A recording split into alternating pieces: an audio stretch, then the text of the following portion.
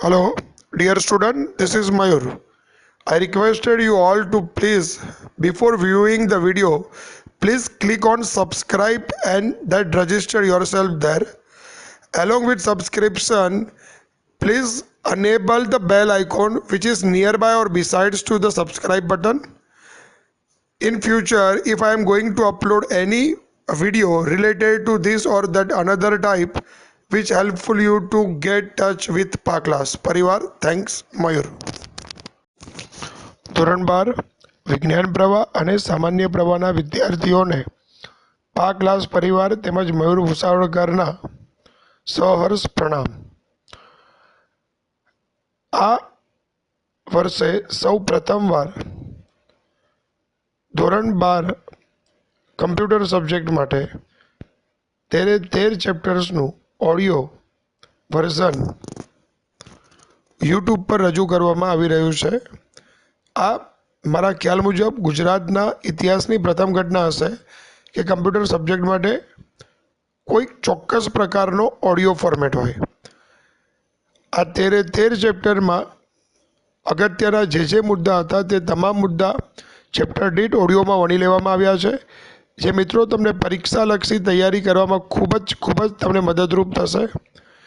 પરીક્ષા આપવા જતાં પહેલાં આ તમામ ઓડિયો ધ્યાનથી સાંભળો, જે તમને કદાચ પરીક્ષામાં 100 માર્ક પહોંચતા સુધી મદદરૂપ થાય તેવી હું આશા વ્યક્ત કરું છું. આભાર. ચેપ્ટર નંબર 4, ઈ કોમર્સનો પરિચય. ઈ કોમર્સ ઇન્ટરનેટ જેવા ઇલેક્ટ્રોનિક્સ માધ્યમનો ઉપયોગ કરી ઉત્પાદનનું થતું ખરીદ વેચાણ, સેવા અને માહિતી પૂરી પાડવાનું કાર્ય ઈ કોમર્સ કહેવાય છે. વિશ્વભરમાં સૌથી ઝડપથી પ્રગતિ કરી રહેલ વેપારની પદ્ધતિ એટલે કે વેબસાઇટ દ્વારા ઉત્પાદનનું વેચાણ. વ્યવસાયિક પ્રવૃત્તિઓ માટે કરવામાં આવતો ઇન્ટરનેટનો ઉપયોગ એ પણ ઈ કોમર્સ કહેવાય છે. લોકોને સમય અને અંતરના અવરોધથી ઉગારી વૈશ્વિક બજાર અને વ્યવસાયિક તકોનો લાભ લેવાની સુવિધા પૂરી પાડે તે ઈ કોમર્સ. ઉત્પાદનનું માર્કેટિંગ અને વેચાણ, સૂચિપત્રો દર્શાવવા, શેરની લે-વેચ કરવી અને ગ્રાહક સેવા જેવી પ્રવૃત્તિઓ માટે વ્યવસાયિક સંસ્થાઓ દ્વારા ઇન્ટરનેટનો જે ઉપયોગ થાય છે જેને ઈ કોમર્સ કહેવાય છે. લોકોને સમય અને અંતરના અવરોધથી ઉગારી વૈશ્વિક બજાર અને વ્યવસાયિક તકોનો લાભ લેવાની સુવિધા પૂરી પાડે તેને ઈ કોમર્સના નામથી ઓળખવામાં આવે છે. ઉપરાંત સંસ્થાઓ વેપારીઓ અને ગ્રાહકોને તેમના ખર્ચમાં રાહત આપી માલ અને સેવાની ગુણવત્તા વધારવામાં સહાયભૂત થનારી આધુનિક પદ્ધતિ પણ ઈ કોમર્સ કહેવાય છે. ઇન્ટરનેટ પર પુસ્તકની સૌપ્રથમ દુકાન, જેને ઇન્ટરનેટ બુકશોપ કહેવાય છે, તે amazon.com હતી. ત્યારબાદ shopping.indiatimes.com, www.buybooks.india.com, www.bookshop.of.india.com. ઈ ન્યૂઝપેપર ઇન્ટરનેટ પર ડિજિટલ સ્વરૂપે ઉપલબ્ધ વર્તમાનપત્ર ઈ ન્યૂઝપેપર કહેવાય છે. વિશ્વ સ્તરે થતી ઘટનાઓના તત્કાલ સમાચાર આપે. મોટાભાગના પ્રતિષ્ઠિત વર્તમાનપત્રો સંદેશ.com, ગુજરાત સમાચાર.com, દિવ્યભાસ્કર.com અને દુનિયાનું સૌથી પહેલું ઈ વર્તમાનપત્ર હતું વોશિંગ્ટન પોસ્ટ.com. હરાજી, જેને અંગ્રેજીમાં ઓક્શન કહેવાય છે, ખરીદ અને વેચાણની એવી પ્રક્રિયા કે જે ગ્રાહકોને ઉત્પાદનની બોલી બોલવાની તક આપી ઉચ્ચ બોલી બોલનારને, ફરીવાર ધ્યાન આપજો, ઉચ્ચ બોલી બોલનારને વધુ ખરીદવાની સુવિધા પ્રદાન કરે છે. ઓનલાઈન હરાજી, લોકોને ઇન્ટરનેટ પર બોલી બોલવાની સુવિધા. હરાજીની ઓનલાઈન સાઇટ પર વસ્તુ વેચવા પ્રથમ સાઇટ ઉપર નોંધણી કરાવવી જરૂરી છે, જેમાં www.ebay.com, www.onlineauction.com, www.mybids.in, www.ubids.com.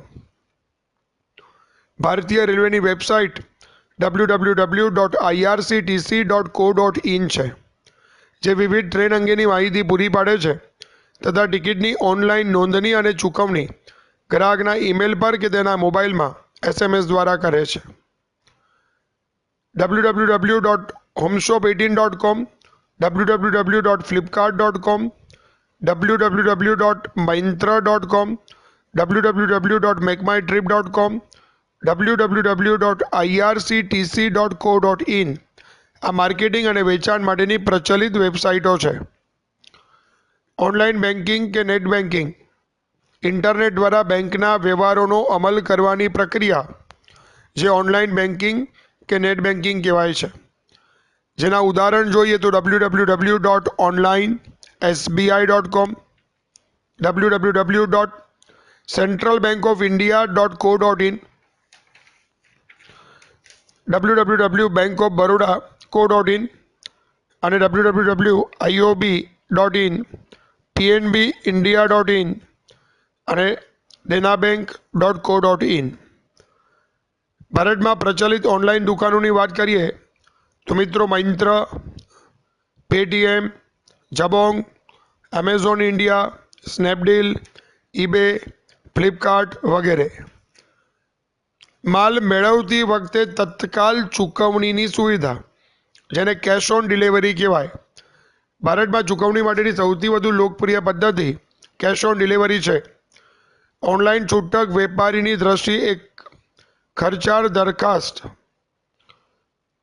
જેમાં કેશ ઓન ડિલિવરી આવે છે. કેશ ઓન ડિલિવરીને બીજા VPPના નામથી પણ ઓળખવામાં આવે છે, જેનો મતલબ થાય છે વેલ્યુ પેબલ પાર્સલ. ઈ કોમર્સના ફાયદા. નંબર 1, અવિરત સમય એટલે 24/7 સમય માટે વેપારની વ્યવસ્થા પૂરી પાડે. નંબર 2, ઓછો ખર્ચ. નંબર 3, સરળ કે ભૌગોલિક મર્યાદાનો અભાવ. નંબર 4, ઉન્નત અને વધુ સારી ગ્રાહક સેવા. નંબર 5, જૂથ કાર્ય. નંબર 6, પરિવહન સમય અને ખર્ચમાં ઘટાડો. અને નંબર 7, ઝડપ. ઈ કોમર્સની મર્યાદાઓ. નંબર 1, પરિવર્તનનો પ્રતિકાર. નંબર 2, પ્રારંભિક ખર્ચ. નંબર 3, સુરક્ષા. નંબર 4, ગોપનીયતા. નંબર 5, વિશ્વાસનો અભાવ.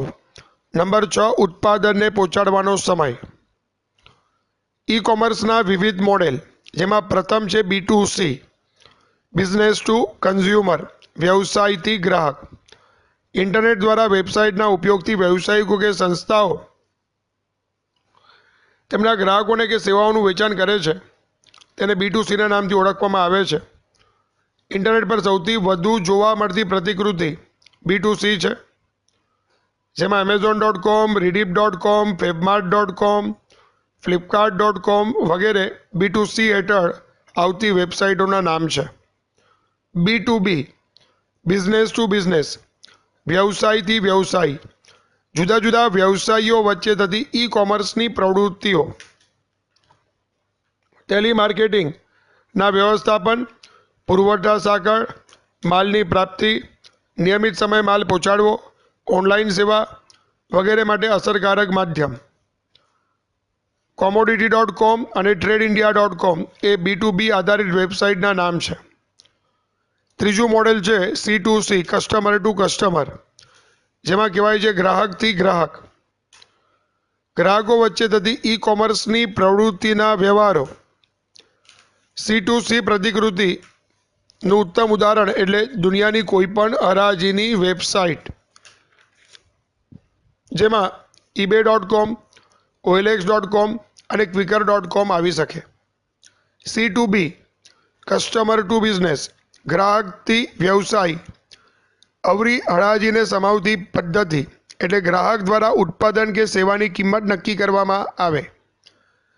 ખરીદીની સામાન્ય પ્રક્રિયાને ઉલટાવવા માટે C2B ઇન્ટરનેટનો ઉપયોગ કરે છે, જ્યાં ગ્રાહક દ્વારા ચૂકવણી નક્કી કરવામાં આવે છે અને સંસ્થા નક્કી કરે છે તે સ્વીકારવું કે નહીં, જેમાં bidstall.com અને gtel.in. G2B, government to business, સરકારથી વ્યવસાય. સરકારી વેબસાઇટના વિશાળ નેટવર્કનો ઉપયોગ કરી સરકાર દ્વારા વ્યવસાયિક સંસ્થાઓને પૂરી પાડવામાં આવતી સેવાઓ અને માહિતી. G2B પ્રતિકૃતિ એ ઈ ગવર્નન્સની એક પહેલ છે, જેમાં www.incometaxindia.gov.in ભારતીય સરકારના કરવેરા વિભાગની વેબસાઇટ છે.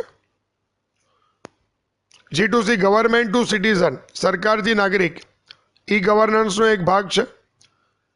આ પ્રતિકૃતિનો હેતુ સ્વતંત્ર નાગરિકને સારી અને અસરકારક સેવાઓ પૂરી પાડવાનો છે, જેમાં www.gswan.gov.in G2C પ્રતિકૃતિનું એક ઉત્તમ ઉદાહરણ Gujarat state wide area network એટલે GSWAN છે, જેનું પૂરું નામ ફરીવાર હું પુનરાવર્તિત કરું છું, Gujarat state wide area network.